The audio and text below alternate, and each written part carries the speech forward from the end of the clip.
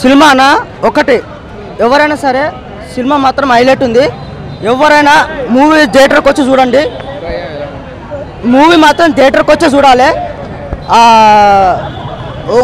ఒకటే చెప్తాను నేను ఈ సినిమా గురించి, ఒకటే చెప్పాలనుకుంటున్నా. సినిమా మాత్రము ఒక్కొక్క సీన్ ఒక్కొక్క హైలైట్ ఉంది. సినిమా చూసిన ప్రతి ఒక్కరికి మనం పెట్టిన టికెట్కు న్యాయం జరిగిందా లేదా అన్నది ఈ సినిమాలో ప్రతి ఒక్కటి తెలిసిపోతుంది.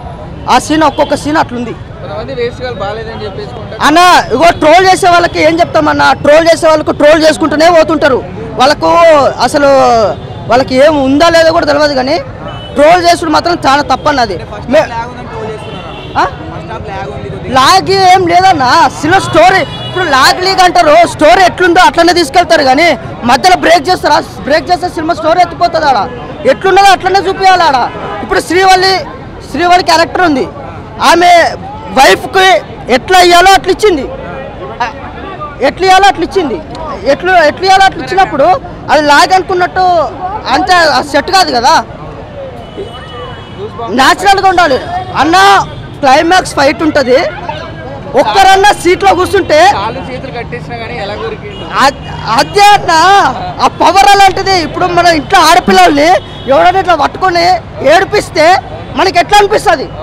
ఆ చేతులు కట్టేసిన కాళ్ళు కట్టేసిన ఆ టైంలో ఏం చేస్తామో మనకే తెలియదు. అట్లా రియాలిటీగా యాక్టింగ్ నేషనల్ నుంచి ఇంటర్నేషనల్కి తీసుకెళ్ళిండు.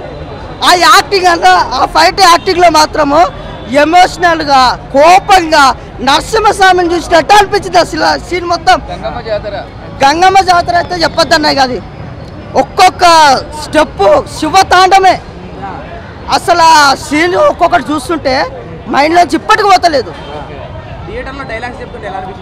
అన్న. థియేటర్లో పెండ్లం చెప్తే వినాలి, అది పెండ్లం చెప్తే వింటే ఎట్లుంటుందో ప్రపంచానికి చూపించిండు. ప్రెగ్నెన్సీ విషయంలో కూడా ఎలాంటి జాగ్రత్తలు ఎట్లా చూసుకున్నాడో కూడా హైలైట్ ఇచ్చిండు.